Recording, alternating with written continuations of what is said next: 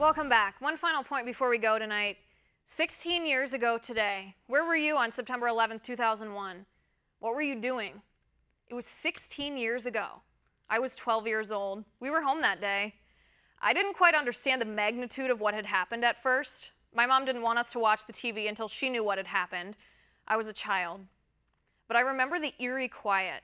We lived close to an airport, but there were no planes taking off or landing that day. No buzzing, no jet engines, just quiet. Eerie, chilling quiet. My dad brought out the newspaper the next day, showed us a map of Afghanistan, taught us about the Taliban and the terrorists who, inspired by their radical Islamist jihadist beliefs, swore to kill as many of us as they could. And they did. I remember as a child being amazed that our military and our intelligence services knew exactly who attacked us, Al-Qaeda and bin Laden, as soon as the attack happened.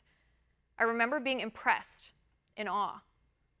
I remember wondering if I had been on United Flight 93, if I would be as brave and heroic as the men and women who gave their lives to save their countrymen. As a 12-year-old, I remember praying that I would be. I remember wondering how the children of those killed felt, how bad it hurt. Back then, people weren't afraid to say radical Islamic terrorists. They weren't afraid of political correctness the way we are today. Back then, people weren't afraid to say that bravery does not mean the gumption to be an idiot, or the audacity to insult people, or the tactlessness to disrespect those who give their lives to keep us free. This is not bravery. Bravery is the men and women of United Flight 93 who knew they were going to die and chose to save their fellow Americans even though it cost them their lives. This is not patriotism.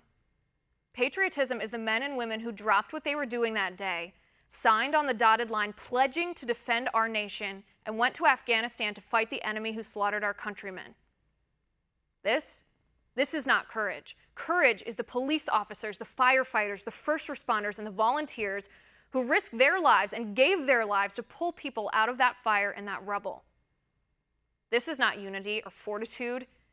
Unity is our nation who will never forget the 3,000, the men, the women, the children, our family, our friends, our neighbors, who were brutally murdered that day at the hands of an enemy who still haunts us to this day. Vice President Pence said it best this morning when he said, "Today, we pause as a nation not so much to remember tragedy as to celebrate heroism and patriotism." And that's my final point tonight. You can reach me on Twitter at Liz_Wheeler. If you liked the show, please send me an email at oann.com/contact. In the meantime, catch us here tomorrow at 9 p.m. Eastern, and until then, have a good night.